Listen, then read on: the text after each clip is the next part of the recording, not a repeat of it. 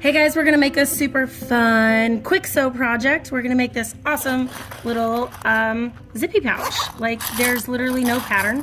All I started with was a scrap from Miss Glitterbug Fairy sent this to me, and you can see it's about what, 5 by 10-ish. So we're gonna make this super fun pouch. Here we go.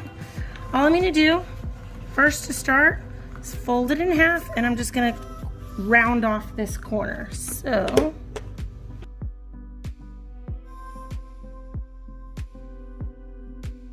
next thing we're gonna do, we're gonna take our zipper, make sure that it's nice and long enough.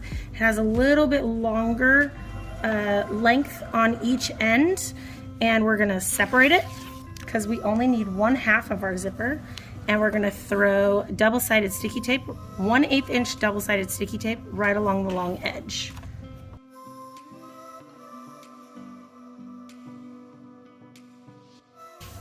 All right, now that we've got our tape on, we're gonna start with one end, and I like to start this way because I'm right-handed.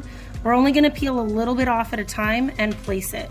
So I'm going to overlap the double-sided tape to the edge just enough to cover that tape, because when I sew this together, I'm going to sew at 1/8 of an inch right in the center of where those two pieces overlap to make sure that it catches both layers all at the same time.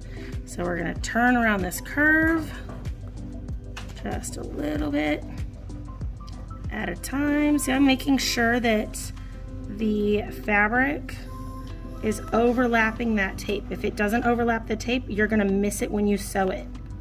And then you're gonna have to take things out, and it becomes not so much of a sew quick project. Okay, give it a good press. Make sure that that tape is nice and stuck on there, and keep going.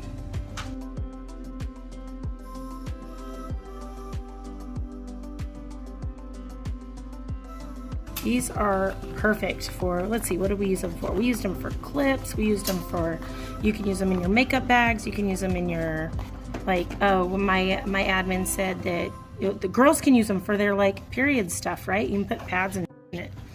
Anyway, so we're gonna start here with an anchor, and we're gonna sew all the way around. Teflon foot is always good for vinyl, don't forget it. And when I get to these curves, I like to pop the zipper out because it's easier to keep the vinyl part flat as I go around, and let the zipper teeth curve around the corner.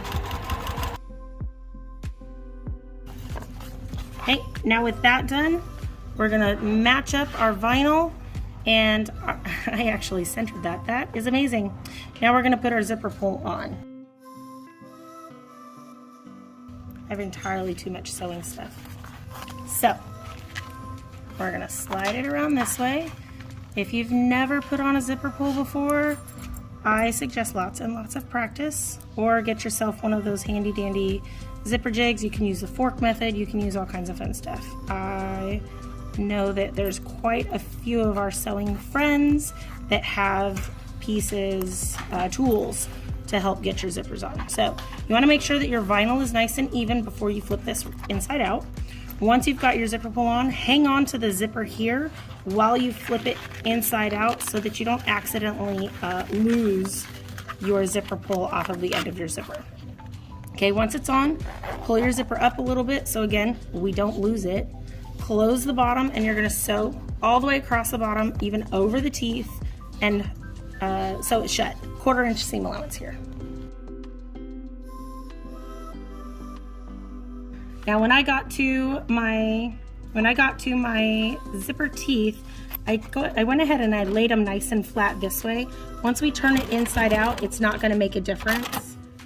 And once we're sewn, we can cut off our excess here.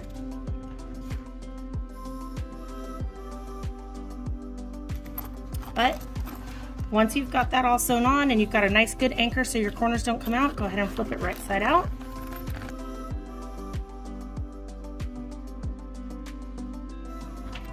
And now you know how to use half of a zipper, just like that.